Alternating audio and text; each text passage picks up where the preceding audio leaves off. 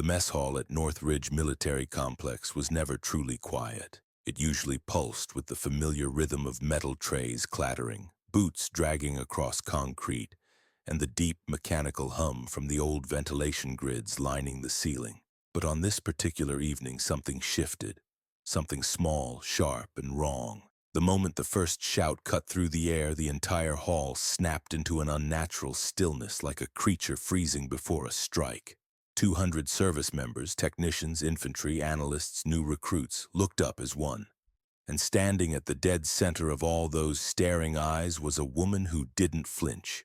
A woman who seemed almost carved from stillness. Her name, though no one in that room understood what it truly meant, was Talia Cross. African-American, late 20s, tightly braided hair pulled into a high knot, her build compact and athletic like someone who had spent half her life mastering the art of controlled violence. Her uniform looked standard enough, but there was something in the way she held her spine, straight, calm, unbothered, that made her presence feel out of place in a hall this hostile. Someone shouted again. Someone powerful. General Carson Hale, broad-shouldered, accustomed to obedience, stepped forward with a glare that carried decades of unchallenged authority. He towered over her by nearly a foot, but she didn't back up, didn't blink, didn't even shift her weight.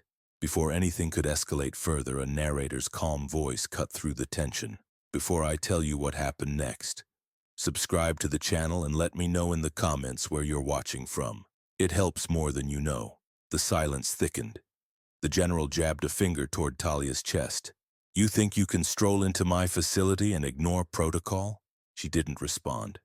Instead, she lowered her gaze to the folder she held.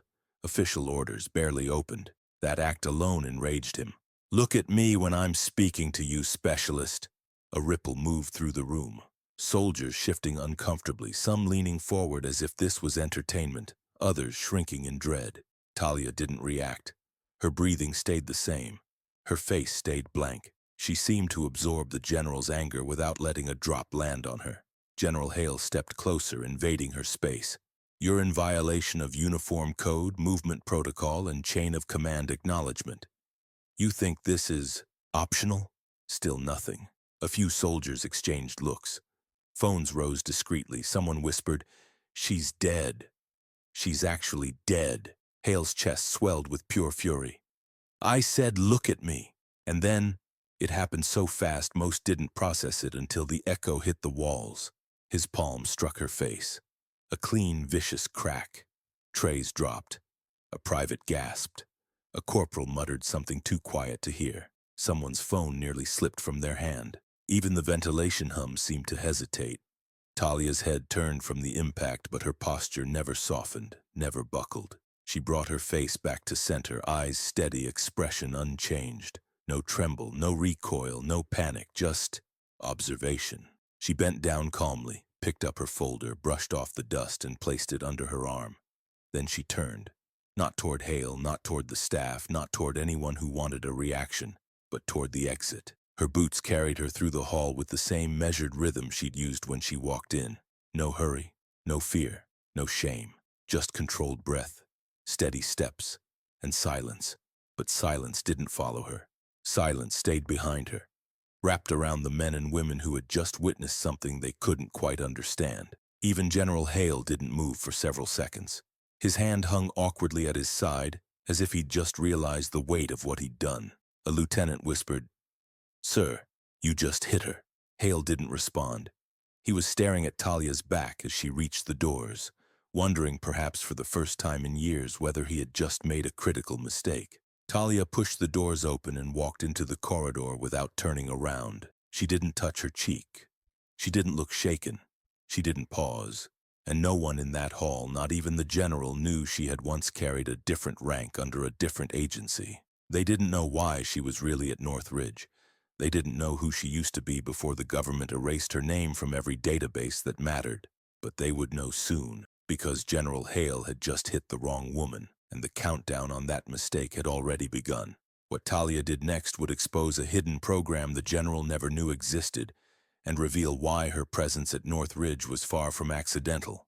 The hallway outside the mess hall stretched long and sterile. lit by overhead strips that flickered every few seconds like they were unsure whether to stay alive. Talia Cross walked through it without rushing, her steps steady, her breathing even, her face giving away nothing about the sting still lingering on her cheek. She walked like someone who had already learned long ago that pain was just another sensation to file away, analyze, and then ignore. What she did next, however, wasn't calm. She slipped into a dim maintenance alcove, tapped the panel beside an electrical junction box, and entered a code so old this base shouldn't even have recognized it. Yet the box clicked open anyway, revealing not wiring but a small encrypted comms port. Her orders had been clear. Maintain cover. Keep movement quiet. Identify the breach. Do not engage unless provoked. Well, she'd been provoked. Talia removed a thin metal device from her pocket. It looked like a stripped-down flash drive, but when she slid it into the COM port, the screen embedded in the wall flickered to life with a deep amber glow. "Confirm operative," the display read. She leaned forward and whispered just loudly enough for the internal mic. "Shadow 9. The system paused. Then the text shifted. "Authorization accepted. Report anomaly." She didn't mention the strike. That wasn't the anomaly. The anomaly was what she sensed when Hale moved toward her. Something off. Something calculated. Something that didn't match a simple display of authority. "Hostile interaction initiated by on-base leadership," she whispered, cross-checking motive. Possible connection to the breach. The display blinked. "Stand by." Talia removed the device and closed the junction box before anyone could pass through the hall. Her expression returned to stillness as she made her way toward the stairwell, where the real work would begin. The base looked normal to most eyes, but she noticed everything. The shifted guard rotations, the slightly outdated access panels, the cameras that had been repositioned just a fraction of a degree. Subtle changes like that didn't happen by accident. Someone had been preparing for something. As she climbed the stairs toward the upper research wing, a voice called her name. "Talia!" She didn't turn immediately. She recognized the voice, the only person on this base besides her handler who knew anything about her real assignment.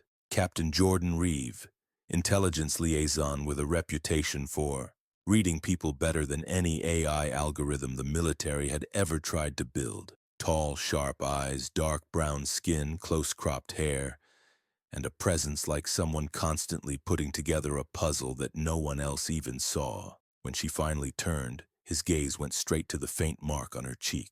"What happened?" he asked quietly. "Nothing operational," she replied. He raised a brow. "I know a hit mark when I see one. You good?" "Operational capacity unaffected." "Talia, I didn't ask about that." She didn't respond. Emotional questions weren't part of her programming. Reeve sighed, running a hand over his jaw. "Let me guess. Hale?" She remained silent. He muttered something under his breath, then stepped closer.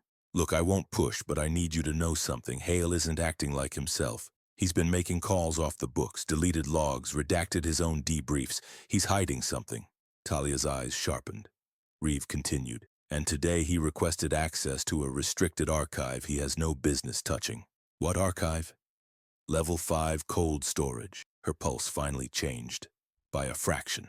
"That archive contains dormant programs," she said. "That archive contains your program," Reeve corrected. Talia didn't let the reaction show, but a ripple of something dark and old stirred inside her. Shadow 9 wasn't supposed to exist anymore. Not on paper, not in whispers, not in any system a general could access. "What did he take?" she asked. "That's the problem," Reeve said. "We don't know. The request pinged the system, but before the automated lock engaged, he pulled something unnoticed through a backdoor protocol." "How old?" "Older than both of us combined."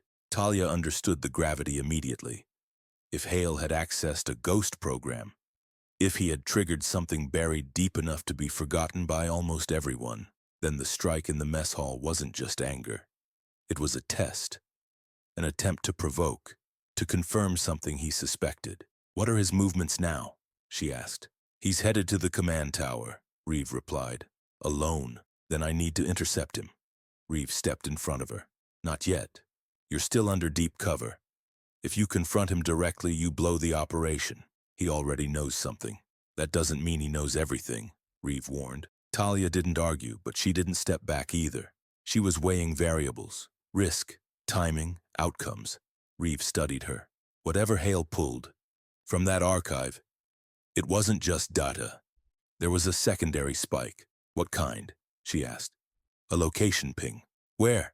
Reeve leaned in and whispered the answer. It made Talia's expression change for the first time all day. Just slightly. Just enough. Something old had been found. Something she thought was gone forever. Before dawn, Talia would discover that Hale wasn't the only one searching for the secret she buried years ago, and someone else had already activated it. The stairwell leading to the upper levels of Northridge Military Complex felt colder than the rest of the base, as if the concrete itself remembered what kinds of secrets were stored above.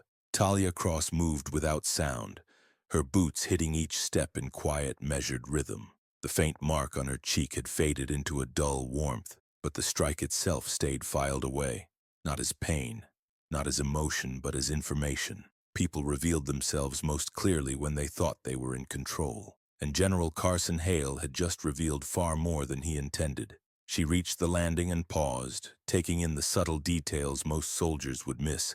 The security camera positioned just 1 centimeter higher than standard protocol. The faint scrape marks near the card reader where someone had tampered with the casing. The unnatural warmth of the metal handrail as if someone had been gripping it too hard, too recently. Something was moving through this base, something coordinated, something hidden. Then her device vibrated once. A silent ping. A message flashed across the screen. Archive pulse detected, tracking signal. Talia's breath slowed. Someone had activated whatever Hale pulled from cold storage, and it wasn't coming from the command tower. It was coming from the barracks wing. She turned sharply and descended the opposite staircase, each step more deliberate. When she reached the main corridor, she blended instantly into the flow of evening movement. Soldiers heading to duty rotations, others leaving the gym, technicians carrying stacks of reports. No one paid attention to the small, composed woman moving through them like a shadow, but someone was watching. Halfway down the hall, a soldier peeled off from the crowd, matching her pace from a distance. His uniform looked standard, but the way he held his head too still and walked too rhythmically revealed he wasn't just another grunt. He was tracking her. Talia didn't break stride. She let her eyes drift to a reflective panel on the wall, pretending to adjust her sleeve. The soldier behind her didn't avert his gaze fast enough. Confirmation. She reached the barracks wing entry and swiped her card. The door slid open. She stepped inside casually, letting it begin its automatic slide shut. Then, at the last fraction of a second, she caught the door with her boot and slipped into the narrow maintenance gap beside it. The soldier followed, expecting her to be halfway down the hallway. When he realized she wasn't there, his posture changed. Subtle tension in the shoulders, breath shifting, eyes scanning. Talia waited. He stepped forward. She moved. In one smooth motion, she hooked his wrist, redirected his weight, and swept his leg, bringing him down silently. Before he could shout, her hand closed over his mouth, her knee pressed into his arm socket, pinning him to the floor. "Who sent you?" she whispered. His eyes bulged, not in fear, but in something sharper. Recognition. "You." He breathed through her grip. "You're one of them." "Which them?" she asked. "The ones who were erased. Not good." She tightened her hold. "Who told you to follow me?" But he smiled. A slow, unsettling smile. Then something clicked under his collar. A tiny micro-device blinking red. Talia shifted instantly. She ripped his jacket open, searching for the trigger. The device blinked faster, almost pulsing. But he wasn't reaching for her. He was reaching for himself. His hand clawed at a small embedded chip near his sternum. And before she could disable it, his pulse flatlined. Not from poison, not from trauma. From a remote neural kill switch. Someone had activated it. Someone watching. Talia sat back on her heels, staring at his vacant eyes.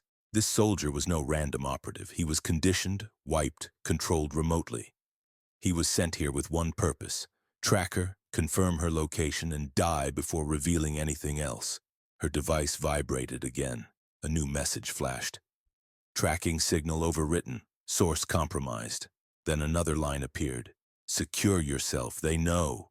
Talia stood slowly, adrenaline cold and sharp. Whoever they were already inside the base's systems, overriding her encryption, sabotaging her intel feeds, tracking her movements. This wasn't Hale acting alone. This wasn't even about disciplinary power or protocol violations.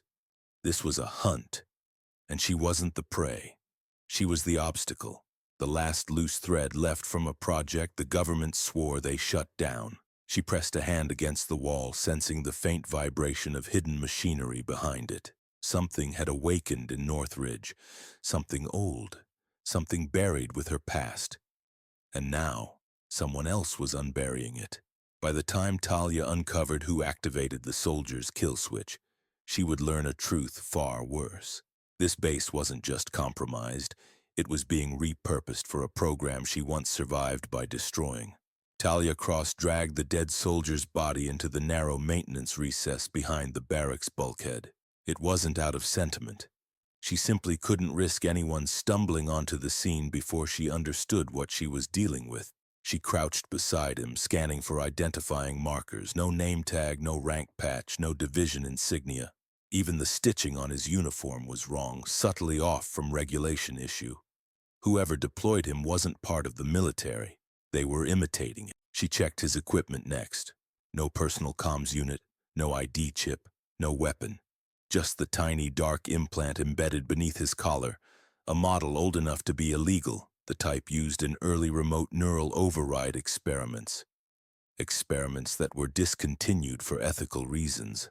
Experiments her former agency once buried. She touched the implant gently, pressing 2 fingers against the housing.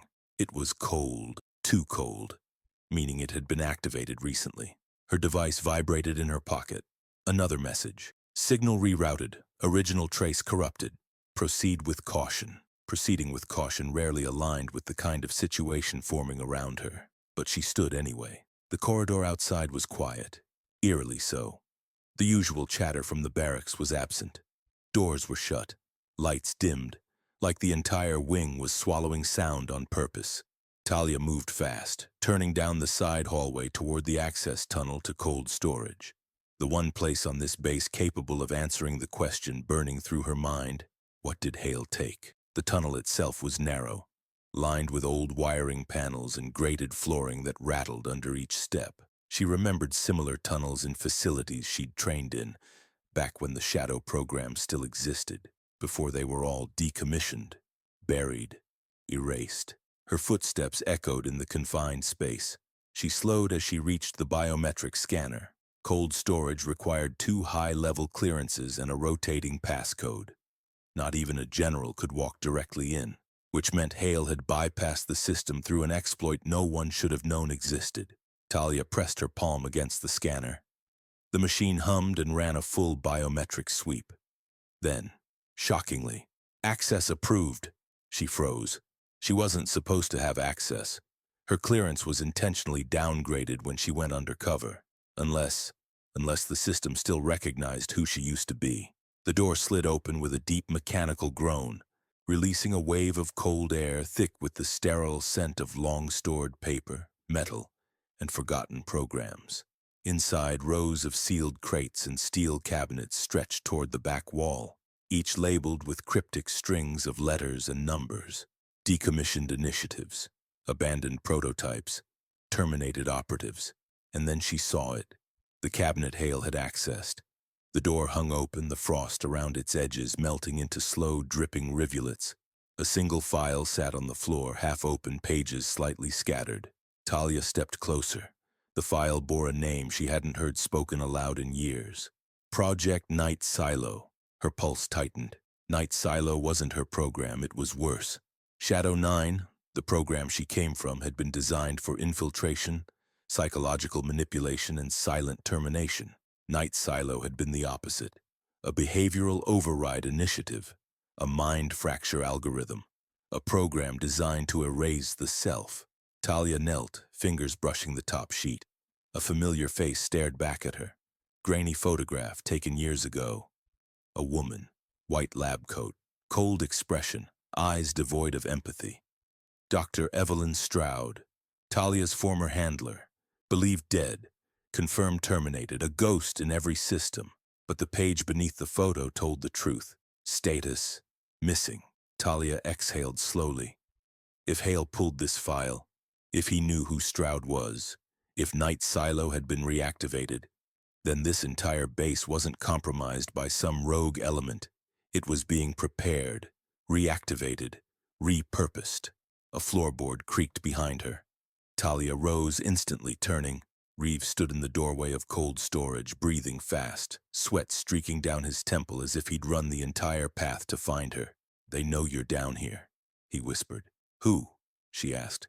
"Not Hale," Reeves said, shaking his head. "Something else. Someone else.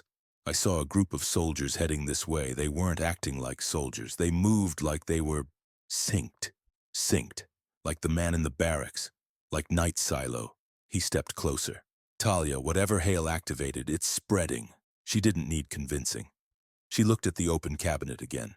Night Silo wasn't supposed to wake up. Not ever. "Reeve," she said, "I need to know exactly what Hale did when he accessed this file." Reeve swallowed hard. "That's the problem." "What?" "He didn't just remove it." He pointed to the lower drawer, slightly ajar. "He took something else with it." Talia opened the drawer fully and froze at the empty slot. A device had been removed, a device she remembered far too well. The trigger module. A machine capable of activating dormant behavioral sequences in any Night Silo subject still alive. And one more line hit her like ice. Night Silo subjects weren't just volunteers, they were abductees. Most were never accounted for. She hadn't just been provoked. She'd been activated. Before the night ended, Talia would learn the most terrifying truth of all. Night Silo wasn't waking up by accident. It was waking up for her. Cold storage was freezing enough that their breath turned faintly white in the air. Talia Cross stood perfectly still, staring at the empty slot in the lower drawer, the place where the trigger module once sat. Her heartbeat slowed into that deep, controlled rhythm she'd trained into herself during the years when fear wasn't an emotion but a calculation. Reeve hovered behind her, shifting from foot to foot, nearly vibrating with worry. "You're sure that's the device?" he whispered. "Positive." Reeve rubbed the back of his neck. "I was hoping you'd say something like maybe or similar model." "No," he exhaled, defeated. "Yeah, didn't think so." Talia stepped back from the drawer and scanned the room again. Rows of sealed containers stared at her like coffins lined in steel. Some held decommissioned weapons. Others stored neurological prototypes that had been outlawed before they were ever deployed. But only one project had been so heavily buried the government pretended the entire branch never existed. Night Silo. And now its trigger was missing. "Talia," Reeve started, voice thin. "What does that device actually do?" She turned toward him, her eyes sharper than before. "It activates dormant behavioral sequences in anyone who was ever processed under the Night Silo framework." Reeve blinked. "So, mind control?" "No," Talia said quietly. "Worse." He frowned. "What's worse than mind control?" "Erasure." Silence fell like a weight. "Night Silo didn't force obedience," she continued. "It replaced core identity in layers. You weren't controlled, you were overwritten, one memory at a time, until nothing was left except what the handler programmed." Reeve swallowed. "But that program was shut down years ago." "Officially?" she said. "But," she pointed at the dead soldier's implant in the small evidence pouch she'd taken. "He had a silo kill chip. You only implant these in subjects who have been partially conditioned." Reeve stepped back. "You're telling me there are survivors? Subjects still alive?" Talia didn't answer. Her silence was answer enough. Reeve raked a hand over his face. "This is bad. This is Talia, this is catastrophic. If Hale activated a trigger for even one subject, that's..." Talia shook her head. "Hale didn't activate it." He stopped. "Then who did?" "I don't know. But Hale's action opened a path. Someone took advantage of it." Reeve's face went pale. "Do you think..." He hesitated. "Say it," Talia said. "Do you think your handler is still alive?" Talia didn't blink. Dr. Evelyn Stroud. The woman who once shaped her brain like clay. The woman who believed emotions were flaws. The woman whose death certificate Talia had signed herself after a mission burnt their entire facility. Or so she'd thought. "No," Talia finally said. "Stroud wouldn't need a base like this. She would build her own." "Then who..." The overhead lights flickered. Once. Twice. Then stabilized. Reeve looked up. "Power grid interference?" "No," Talia said. "Synchronization." She pivoted toward the exit. "We need to secure the command tower." Reeve grabbed her arm. "Hold on. Talia, think. If someone's activating night silo sequences, the command tower is exactly where they want you to go. You'd be walking into a trap." She pulled her arm away gently, not aggressively. "I'm not going to the tower because they want me to. I'm going because Hale is there. And you still think he's a part of this?" "I think," she said quietly, "that Hale touched something he didn't understand, and someone intends to use him." The base alarm system suddenly chimed. 3 short bursts followed by a long one. Not a fire alarm, not a lockdown either. Reeve's face drained of color. "That's a sector alert." "Which sector?" Talia asked. He tapped a wall panel, pulling up the alert grid.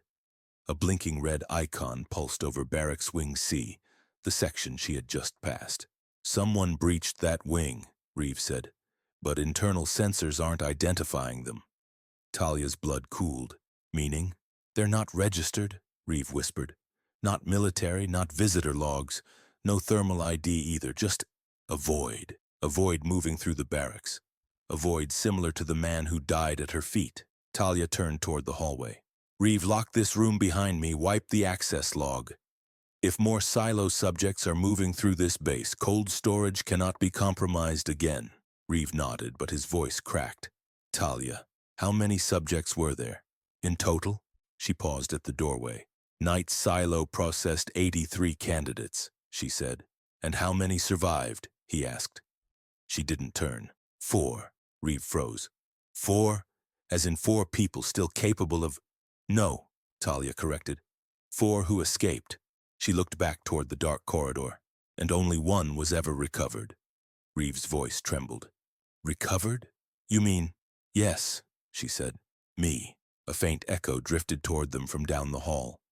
Soft footsteps, too controlled, too synchronized, too familiar. Someone else was in cold storage's wing. Someone who shouldn't be alive. Talia exhaled slowly.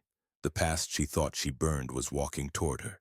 The person approaching Talia wasn't an enemy, a soldier, or even a stranger. It was someone she once trained beside, someone who vanished during Night Silo's collapse, someone she believed dead.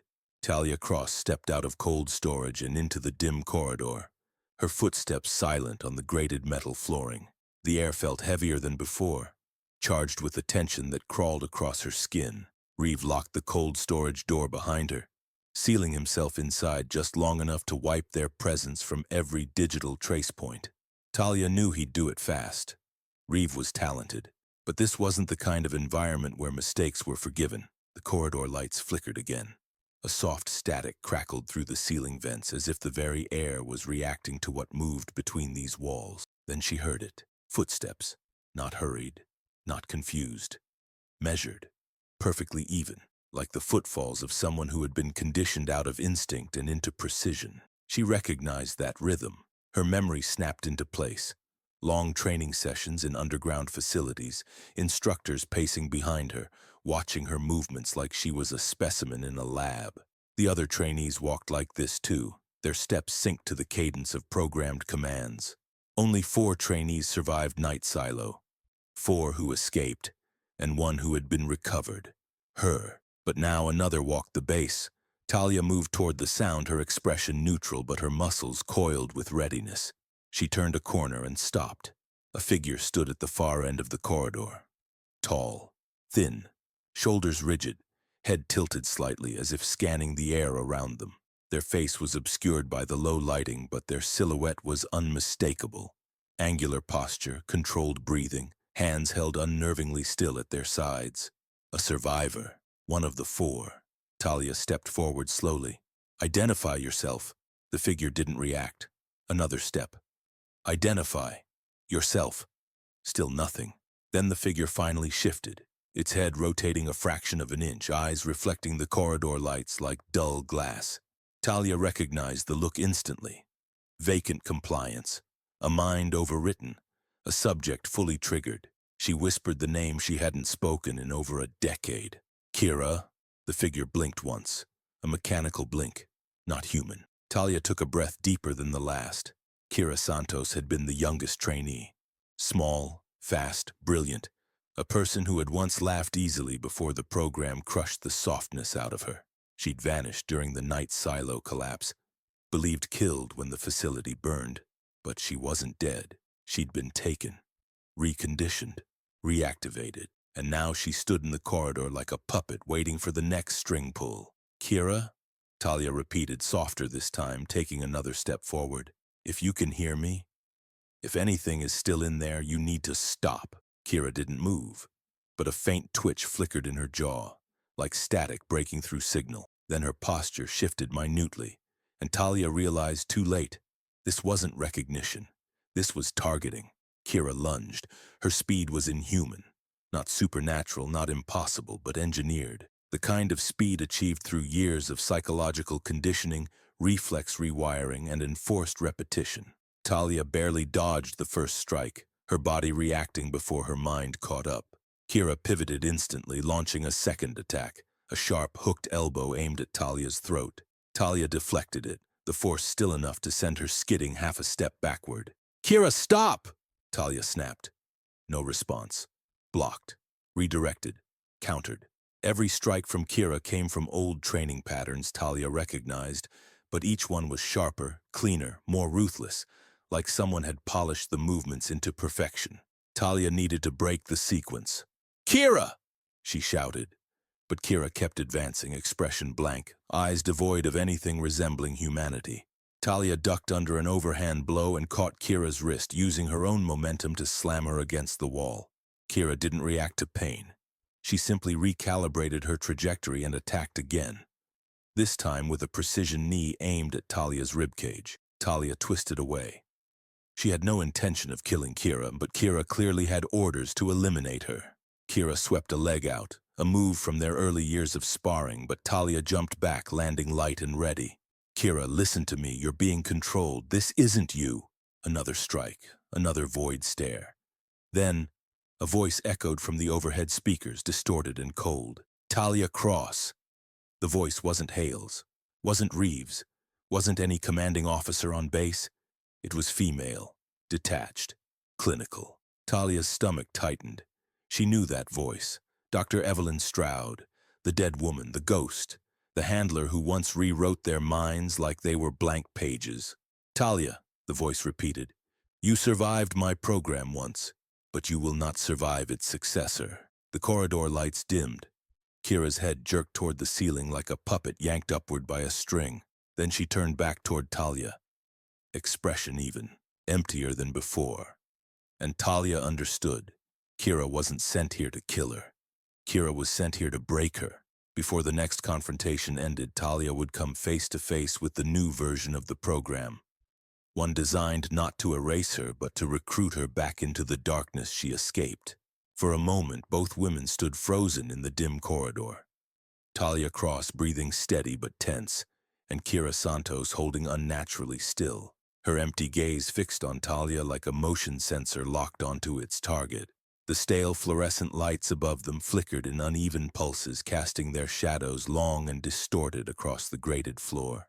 The voice of Dr. Evelyn Stroud drifted faintly through the ceiling speakers, its coldness crawling over the walls like frost. "Talia Cross," the voice repeated calmly, clinically. "Cease resistance. Return to your designation.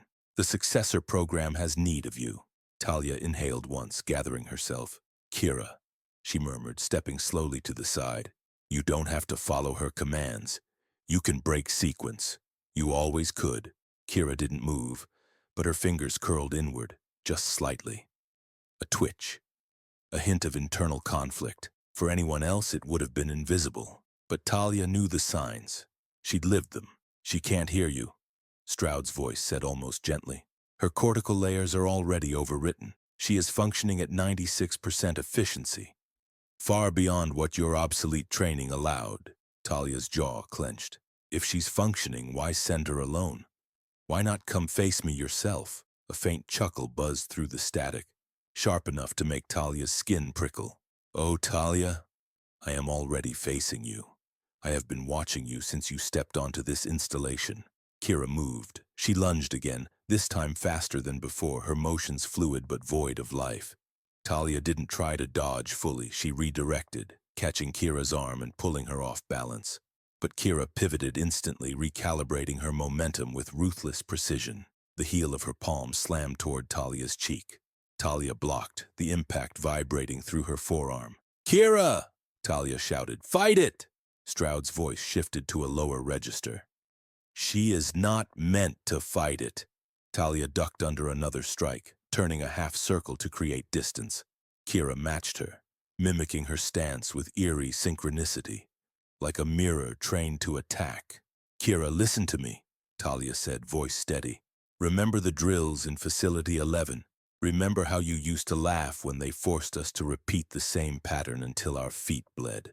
Remember the day we ran." A flicker. Kira halted for one split second.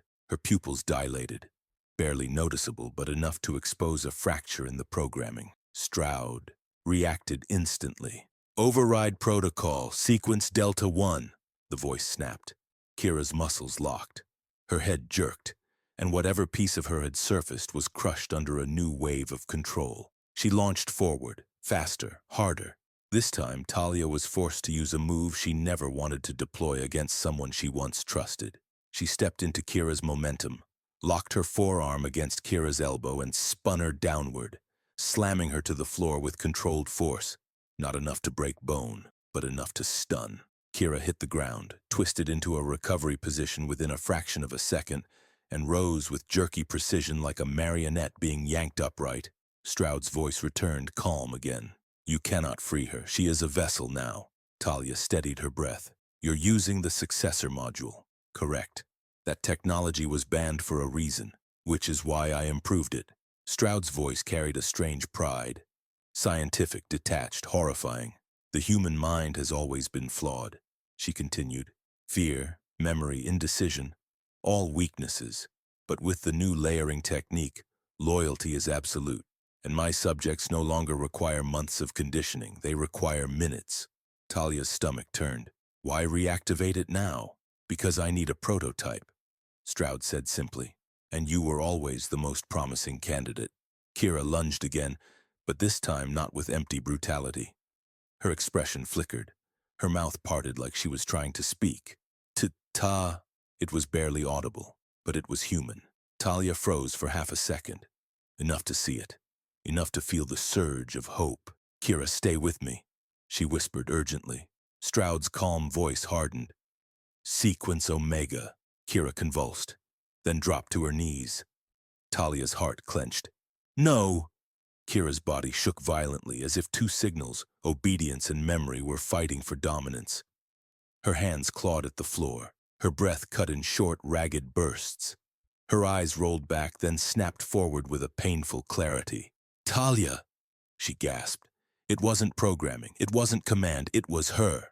For the first time, Kira looked alive. Her voice cracked as she whispered, "Run!" Talia's pulse spiked. "Kira, run!" Kira shouted, the sound ripping through the corridor like a warning she'd been holding for years. And then the lights cut out completely. Every bulb, every panel, every sensor. Darkness swallowed the hall. Stroud's voice echoed one last time before the speakers died. "You can't run from who you are." When the lights returned, Talia wouldn't just find Kira missing. She'd find something far worse left in Kira's place. A message meant only for her. When the lights returned, they snapped on in a violent surge.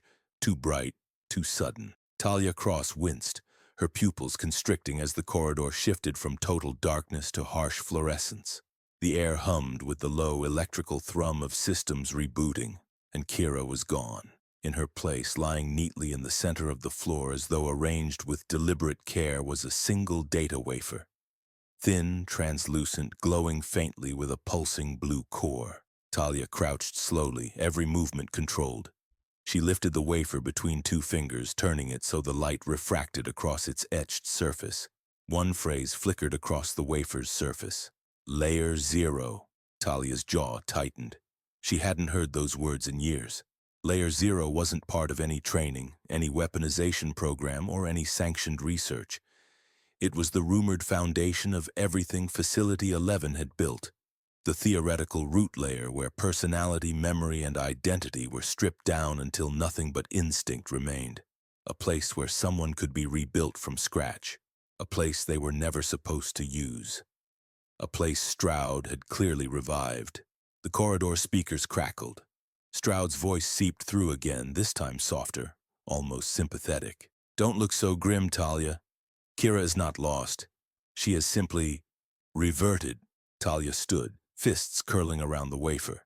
You violated every ethical line that ever existed, she said quietly. No, Stroud replied. I bypassed limitations. There is a difference. Kira has been reset to her primary coding: loyalty, obedience, survival. Soon she will be stable enough for reprogramming. Talia felt heat rise in her chest. She's a person, not an operating system. Stroud let out a soft sigh. You always resisted this reality. You weren't designed to cling to sentimentality. Talia's eyes narrowed. You didn't design me, didn't I? The silence that followed was suffocating. Talia's pulse thudded in her ears. What are you talking about? She demanded. Stroud chuckled lightly, like a teacher pleased with a student's delayed realization. Talia, haven't you ever wondered why you could break conditioning when no one else could? Why your memory distortions never held? Why your emotional suppression always cracked just enough to keep you unpredictable? Talia's breath hitched. Because you were the anomaly, Stroud continued. You weren't part of the original cohort. You were the prototype, the only subject who received the pre-birth neural enhancements. Talia froze. No, that program had been banned, shut down decades ago. Except, Stroud spoke again, each word precise. You were engineered long before you ever stepped into Facility 11. Your mind was predisposed to layered cognition. Your resilience was not learned, it was embedded. Talia's fingertips went numb around the wafer. So that's why you want me back, she said, voice low. Because you think I'm your starting point. Your blueprint. Not think, Stroud whispered. No. The corridor lights shifted, soft blue replacing the harsh white. A door at the far end slid open, revealing a stairwell leading downward. Cold air drifted up, carrying the faint metallic scent of machinery. Come home, Talia, Stroud murmured. It is time you finally understood what you are. Talia steadied herself, not just her body, but her thoughts, her memories, the parts of herself Stroud claimed to own. No, she said. It's time you understood. Stroud's voice paused.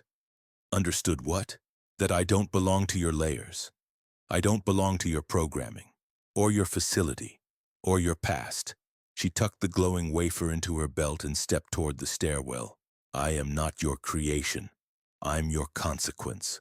The silence that followed was different, sharper, colder. Then a new sound rose beneath the facility floor. Footsteps. Not one set, many. The metal stairwell vibrated with approaching movement. Stroud spoke again, but the confidence had thinned. Do not descend those stairs, Talia. You have no idea what's beneath. Talia started walking. 1 step, 2, 3. Her voice echoed down the stairwell ahead of her. Then I guess we'll learn together. The lights above flickered violently, alarms pulsing red, systems struggling to respond as she descended into the unknown machinery of the successor program's heart. Behind her, the corridor doors slammed shut.